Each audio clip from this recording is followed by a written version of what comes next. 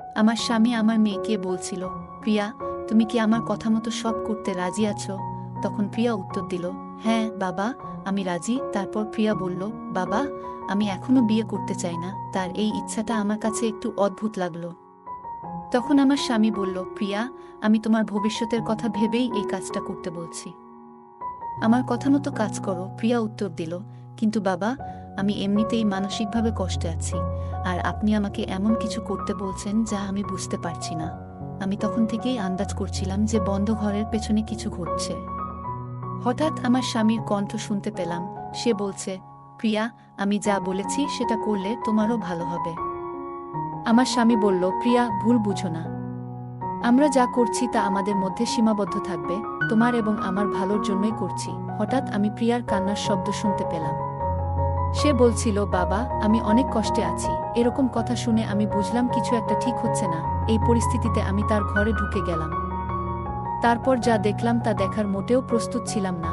আমার গল্পগুলো তোমরা শুনো, কিন্তু সাবস্ক্রাইবই করো না। দয়া করে গল্পগুলো ভালো লাগলে ভিডিওটি লাইক, শেয়ার এবং চ্যানেলটি সাবস্ক্রাইবই করো প্লিজ।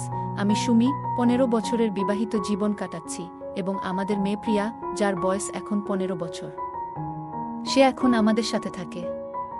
ওকে দেখলে মনটা ভালো হয়ে যায়। আমার মেয়ে অনেক সুন্দর ছিল।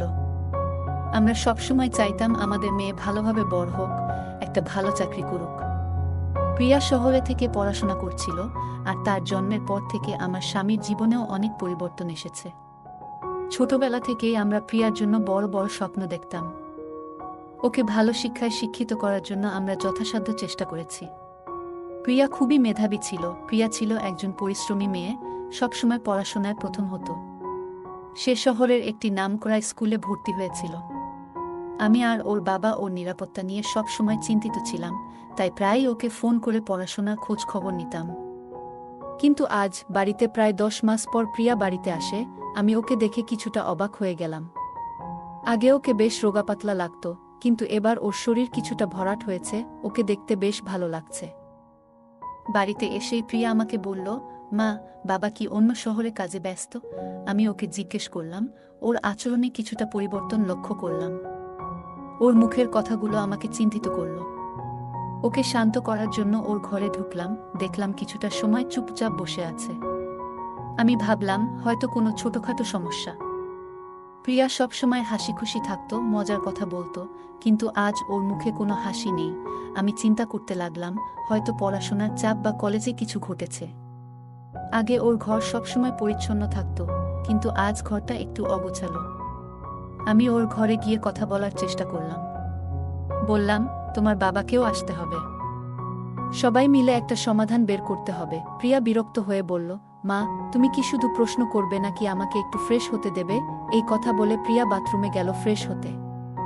আমরা তখন ওর বাবার সাথে বসেছিলাম। প্রিয়া এসে ওর বাবার দিকে তাকিয়ে শক্ত করে জড়িয়ে ধরল। অনেকদিন পর বাবাকে দেখে ওর চোখে জল চলে এলো।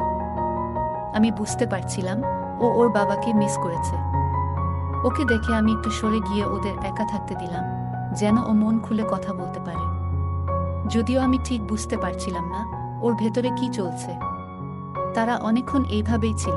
প্রিয়ার আচরণে কিছুটা অস্বাভাবিকতা লক্ষ্য করলাম, যেন ও কিছু লুকোচ্ছে বা কিছু বলতে চাইছে। আমি ওকে বুঝিয়ে বললাম, যদি কোনো সমস্যা হয় তাহলে যেন নির্দ্বিধায় আমাদের সঙ্গে কথা বলে। আমার মেয়ে আর আমার স্বামী দুজনেই বাড়িতে এসেছিল, তাই আমি একটি মজার ডিনার তৈরি করলাম। ডিনার শেষে আমরা সবাই ঘুমাতে যাওয়ার প্রস্তুতি নিলাম। হঠাৎ প্রিয়া বলল, মা, আমি আজ বাবার ঘরে ঘুমাবো। তুমি আমার ঘরে ঘুমাও। ওর কথায় জেদ ছিল, তাই আমিও বললাম, ঠিক আছে। আমি যখন প্রিয়ার ঘরে ঘুমাতে গেলাম তখন বুঝলাম সাধারণত প্রিয়া ওর বাবার সঙ্গে ঘুমাতো না, এবং আগে ও বাবার সঙ্গে এত কথা বলতো না। আজ হঠাৎ করেই ওর বাবার সঙ্গে ঘনিষ্ঠ সময় কাটানোর ইচ্ছা দেখে কিছুটা অবাক হলাম।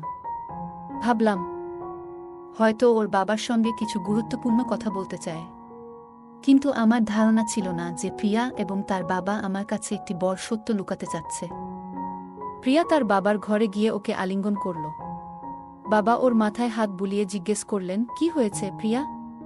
হঠাৎ আমার সঙ্গে ঘুমানোর ইচ্ছা কেন? প্রিয়ার মুখে চিন্তা আর অস্থিরতা স্পষ্ট ছিল। তিনি তাকে আশ্বস্ত করলেন, যা কিছু বলার নির্ভয়ে বলতে পারো। পরের দিন গ্রামের একটি মেলার আয়োজন করা হয়েছিল। সন্ধ্যায় প্রিয়া ওর বাবার সঙ্গে মেলায় গেল। ও কিছুক্ষণ আমাদের প্রতিবেশী আন্টির সঙ্গে থাকার পর মেলায় চলে গেল, কিন্তু ওকে যেতে দেখে আমার স্বামী একবারও আমাকে জিজ্ঞেস করলেন না আমি ওদের সঙ্গে যাচ্ছি কিনা। প্রিয়ার মুখে হাসি থাকলেও ওর বাবাকে রাগান্বিত দেখাচ্ছিল। বিশেষত ও গ্রামের মানুষের সামনে ওর পোশাক নিয়ে ও ছোট একটি স্কার্ট আর টপ পরেছিল। আমি প্রিয়াকে বললাম, প্রিয়া, এটা এমন শহর না যেখানে তুমি এভাবে পোশাক পরতে পারো। প্রিয়া শান্তভাবে বলল, মা, এটা আমার পোশাক, আর আমি যা চাই তা পরব। আমি এখানে অল্প সময়ের জন্য এসেছি এবং আমি নিজের মতো করে বাঁচতে চাই। ওর এই আত্মবিশ্বাস দেখে আমি অবাক হলাম। আমি প্রিয়াকে বোঝানোর চেষ্টা করলাম, আমি বুঝি তুমি নিজের মতো করে বাঁচতে চাও, কিন্তু এখানকার মানুষদের চিন্তাভাবনা ভিন্ন। আমার স্বামীও তখন প্রিয়ার পক্ষে কথা বললেন, আমাদের উচিত ওকে নিজের মতো থাকতে দেওয়া। ও এখন বড় হয়েছে এবং নিজেই সিদ্ধান্ত নিতে পারে। আমাদের ওর জীবনে হস্তক্ষেপ করা উচিত নয়। আমি লক্ষ্য করলাম আমার স্বামীর চিন্তাভাবনায় পরিবর্তন এসেছে।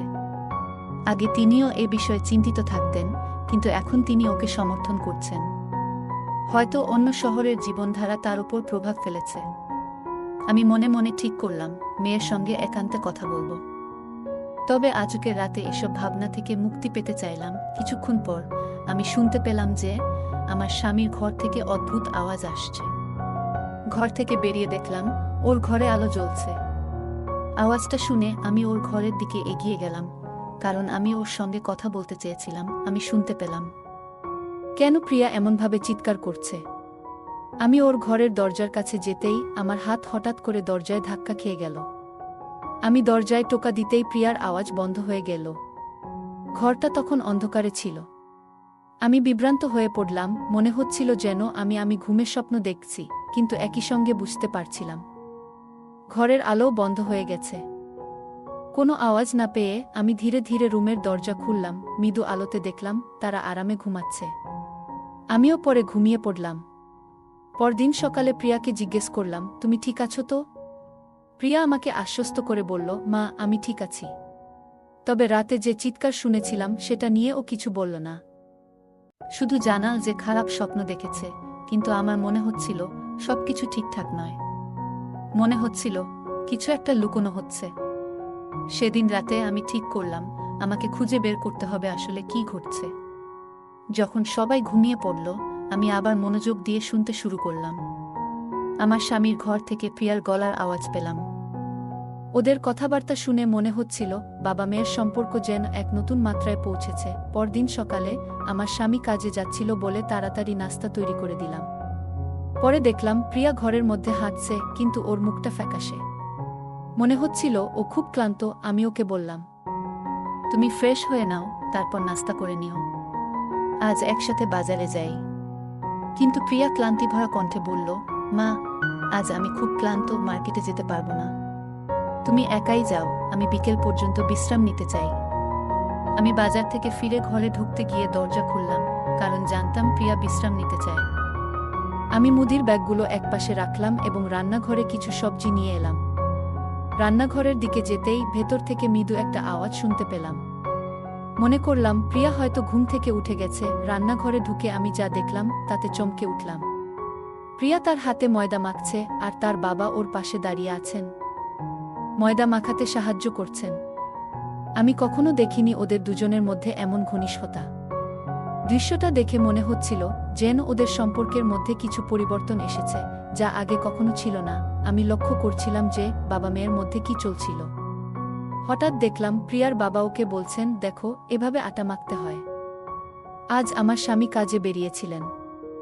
সাধারণত তিনি কাজে গেলে কয়েকদিন পর বাড়ি ফিরতেন, কিন্তু সেদিন তিনি অপ্রত্যাশিতভাবে তাড়াতাড়ি বাড়ি ফিরে আসেন, যা আমার কাছে একটু অদ্ভুত লাগছিল। রাতে প্রিয়া সবসময় তার বাবার ঘরে ঘুমাতো, আর আমি প্রিয়ার ঘরে। তার বাবার আচরণে কিছু একটা অস্বাভাবিকতা ছিল, যা আমাকে সন্দেহ করতে বাধ্য করেছিল। সেদিন রাতে আমি আবারও প্রিয়ার বাবার গলা শুনলাম, প্রিয়া, আমি আজ তোমাকে আটা মাখানো শিখিয়েছি, কিন্তু তোমার শেখার অনেক কিছু বাকি আছে। ভবিষ্যতে তোমার জন্য আরও কিছু আছে যা আমি শিখাবো। তুমি আজ রাতে প্রস্তুত থেকো। তার কথা শুনে আমি বিভ্রান্ত হয়ে পড়লাম, বুঝতে পারলাম না তিনি আসলে কি বলতে চাইছেন। প্রতিদিনের মতো প্রিয়া আবারও তার বাবার ঘরে ঘুমাতে গেল, আর আমি ওর ঘরে রইলাম। তবে সেদিন রাতে আমি ঠিক করলাম কিছু একটা খুঁজে বের করব। রাত গভীর হলে আমি ঘর থেকে বেরিয়ে ওদের ঘরের দিকে মনোযোগ দিলাম। দেখলাম ঘরের আলো জ্বলছে। আমি বাইরে দাঁড়িয়ে শুনতে লাগলাম। শুনলাম আমার স্বামী বলছেন, প্রিয়া, তুমি কি প্রস্তুত? প্রিয়া উত্তর দিল, পাপা, আমি এখনই বিয়ে করতে চাই না। ওর কথা শুনে আমি একটু অবাক হলাম। এরপর আমার স্বামী বললেন, তুমি যদি আমার কথা শোনো, এটা তোমার ভবিষ্যতের জন্য ভালো হবে। প্রিয়ার কাপা কণ্ঠে বলল, বাবা, আমি আগে থেকেই সমস্যায় আছি। আপনি আমাকে এমন কিছু করতে বলছেন যা আমি বুঝতে পারছি না। প্রিয়ার কণ্ঠ শুনে আমার ভেতরটা কেঁপে উঠল। আমার মনে হচ্ছিল কিছু একটা লুকানো হচ্ছে। প্রিয়ার বাবার গলা শুনতে পেলাম, প্রিয়া, তুমি চিন্তা করো না, সবকিছু ঠিক হয়ে যাবে। এরপর আমি প্রিয়ার কান্নার শব্দ শুনতে পেলাম। সে বলছিল, বাবা, আমি আর থাকতে পারলাম না। দরজার কাছে গিয়ে টোকা দিলাম।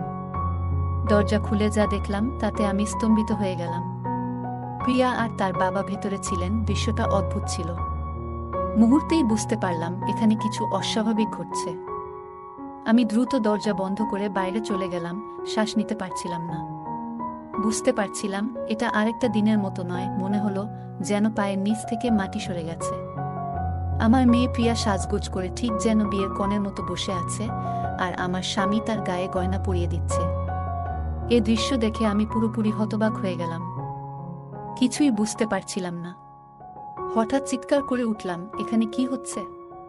আমার স্বামীও আমার উপস্থিতিতে অবাক হয়ে গেল এবং বলল, সুমি, তুমি এখানে কি করছো?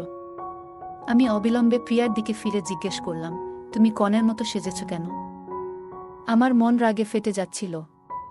আমি বললাম, তোমরা সব সীমা অতিক্রম করেছ। এটা কি হচ্ছে? এমন কাজ কেন করছো? আমার চিৎকার শুনে প্রিয়া কান্নায় ভেঙে পড়ল এবং বলল, মা, তুমি কি বলছো? কেন আমাদের পবিত্র সম্পর্ককে কলঙ্কিত করছো? ওর কথা শুনে আমি কিছুক্ষণ চুপ করে গেলাম। তারপর বললাম, আমি সব শুনেছি। তুমি আর তোমার বাবার কথাবার্তা, রান্নাঘরে বিকেলে যা দেখেছি, সবকিছুই জানি। আমার স্বামী তখন বললেন, সুমি, শান্ত হও। তুমি যা ভাবছ তা সত্য নয়। আমাদের মেয়েটি কঠিন সময় পার করছে। আমি শুধু ওকে সান্ত্বনা দেওয়ার চেষ্টা করছি। আমি বললাম, তুমি বলছো তুমি এমন কিছু করে ওকে সাহায্য করার চেষ্টা করছো যা একেবারেই অনুচিত। আমার স্বামী শান্ত গলায় বললেন, সুমি, তুমি যা দেখছো তা সবসময় সত্য নয়। পুরো সত্যটা শুনতে হলে আগে তোমার মনকে শান্ত করতে হবে। আমার ভেতরের রাগ সামলে নিয়ে আমি শুনতে লাগলাম। আমার স্বামী বললেন, আমাদের মেয়ে প্রিয়া যখন হোস্টেলে ছিল তখন তার এক ছেলের সাথে পরিচয় হয়েছিল।